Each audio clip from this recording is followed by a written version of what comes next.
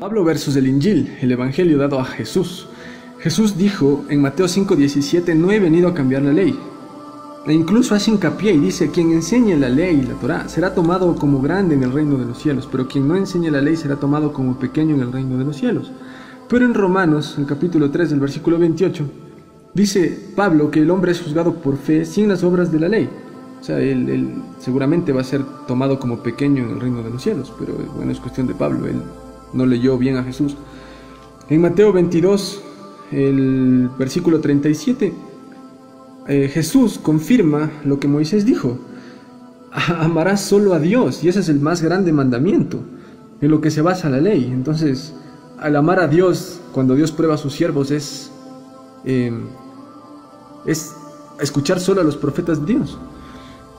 En Mateo 24, el ayat número 5, dice Jesús: muchos vendrán en mi nombre y engañarán a muchos, no les hagáis caso. Como digo, confirma nuevamente Deuteronomio 13, tal y como dice Jesús mismo en Mateo 5:17, que vino a confirmar la ley nada más. Es decir que no tenemos que hacerle caso a Pablo, ya que Pablo viene siempre en nombre de Jesús. Y Jesús dice que no les hagas caso a quienes vengan en su nombre. Pero muchos le van a hacer caso, muchos van a ser engañados, y es porque Jesús mismo profetizó en Juan, el capítulo 5, el verso 43, donde dice: yo he venido en nombre de Dios y no me recibís. Los judíos no le recibieron a Jesús, por eso Dios le elevó a los cielos, como está en la Sura Nisa, el versículo 159. Fue elevado a los cielos Jesús porque no le recibieron el mensaje. Y Jesús dijo: y si otro viniera en su propio nombre, a ese sí recibiréis. Jesús, alayhi salam, ya profetizó que muchos no harían caso a estos versos y se desviarían en el nombre de Pablo. Elena G. de White vio a Jesús y creó los Adventistas de los Santos de los Últimos Días. Joseph Smith vio a Jesús y creó el libro de los Mormones. Constantino vio a Jesús y desechó los libros cópticos y solo se quedó con 4. Y los miles que ven a Jesús todos los días, ¿no les hace pensar que Pablo también es uno de ellos?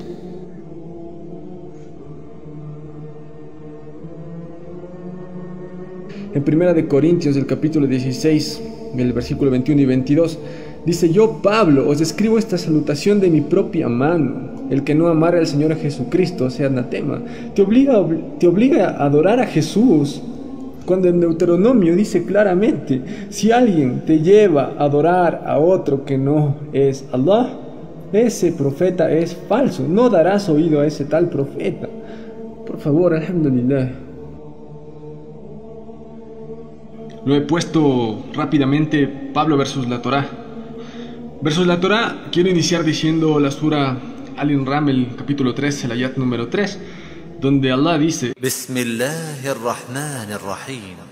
نزل عليك الكتاب بالحق مصدقا لما بين يديه وأنزل التوراة والإنجيل من قبل هدى للناس وأنزل الفرقان. Este libro, este Corán, viene a confirmar la Torá y el Evangelio. En ningún momento viene a confirmar a Filipenses, ni Gálatas, ni Timoteo, ni Romanos, ni Hebreos. Simplemente viene a confirmar la Torá y el Evangelio. Así que en la Torá dada a Moisés, alayhi salam, en Deuteronomio 18:18 dice que un profeta de Allah tiene que venir en nombre de Allah, tiene que hablar lo que Allah le haya mandado y tiene que cumplirse lo que Allah haya dicho, pero tiene que hablar al pueblo donde Allah le haya mandado. Entonces Pablo, primero, no viene en nombre de Allah. Y pueden ver eso en Romanos 1:1 y en realidad en todos los libros de Pablo. Siempre inicia como Pablo, siervo de Jesucristo. Pablo, siervo de Jesucristo. Excepto en Filipenses 1:1, donde inicia Pablo y Timoteo. Ya le añade incluso a Timoteo, son siervos de Jesucristo. Entonces no cumple en el venir en nombre de Allah. Segundo, no cumple tampoco en hablar al pueblo donde le haya mandado. Porque como podemos ver en 1 Corintios, el capítulo 9, el versículo 20, dice: me he hecho judío para ganar judíos, me he hecho sin ley para ganar a los sin ley, y me he hecho débil para ganar a los que son débiles. O sea, nunca dice a quién en realidad. No dice a qué pueblo le ha mandado. Como el Corán, que por ejemplo, Muhammad fue mandado para todos los mundos, no solamente para todos los mundos. Y cada profeta, o sea, es demasiado seguir hablando de lo mismo. Todo profeta, Jonás fue a Nínive, Moisés a Faraón, etc.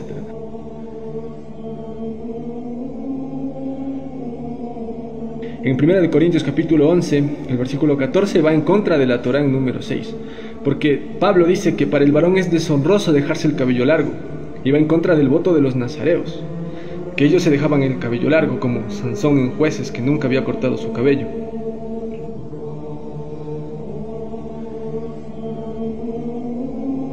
Que Pablo de Tarso también va en contra de sus libros. En 1 de Timoteo 5:23 dice que ya no pongas agua en tu estómago, sino que pongas vino. Obviamente yendo en contra también de Proverbios 21, donde dice que quien yerra por culpa del alcohol no es sabio.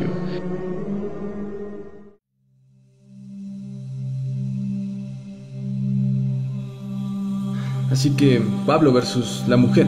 En 1 de Corintios, el capítulo 11, el verso 7 y 8 dice: el hombre es gloria de Dios, la mujer es gloria del varón. Vaya, vaya. En 1 de Corintios, el capítulo 13 dice: el amor todo lo soporta. Y quiero hacer hincapié en esto porque ¿qué todo lo soporta? ¿Soporta que el marido sea borracho y tengas que estar con él siempre? ¿Soporta que el marido te pegue y tengas que estar con él siempre? Y eso es lo que enseñan las iglesias desde el oscurantismo. Entonces las mujeres es lógico que en algún momento tenían que liberarse, pero no es la manera de liberarse la que hacen, pero es tema de otra conversación. En 1 de Corintios, del capítulo 14, el versículo 34-35, dice: la mujer calla porque es indecoroso que enseñen las congregaciones. Si quieren saber algo, pregunten a sus maridos. En 1 de Corintios 14:6 dice: si la mujer no se cubre, rápese. O sea, yo no he visto a ninguna cristiana o a ninguna seguidora del libro de Pablo que se rape y que tampoco se cubre. O sea, ni siquiera ustedes mismos creen en eso. Y en Romanos, en capítulo 7, en el versículo 2 dice: la mujer está sujeta a la ley del marido. O sea, si les digo la verdad, yo en serio creería que Pablo es un profeta de Allah, incluso que vino a ratificar todos los libros anteriores, siempre y cuando Pablo me traiga un libro que tope temas difíciles y que me enseñe a responder los dilemas morales que son complicadísimos: la eutanasia, el aborto, la anticoncepción, todo eso que el Corán responde, todo eso con la lógica y la ciencia no tiene Pablo, tiene muchas deficiencias. Hay deficiencias en el trato a las mujeres, en cómo adoro a Dios, no me dice cómo me defiendo, no me dice absolutamente nada. Es un libro totalmente deficiente. Lo segundo es que en Hebreos 1:5, según Pablo, Dios le dijo a Jesús: mi hijo eres tú, yo te he engendrado. Pero yo les pregunto, ¿van a creer esto siendo que, no sean doble moral, siendo que a Hércules que dijo eso no le creen, siendo que a Eneas que dijo eso no le creen, Perseo, Aquiles, muchos dicen eso y nadie les cree? El Corán dice en la sura de Maryam, capítulo 19, versículo 33, no es propio de Dios engendrar un hijo, alabado sea Él. Es que Dios no puede engendrar un hijo, no puede, no es digno de Dios. Eso, Dios dice kun fayakun y crea lo que sea que quiera crear. Él es el creador, Él es el más grande.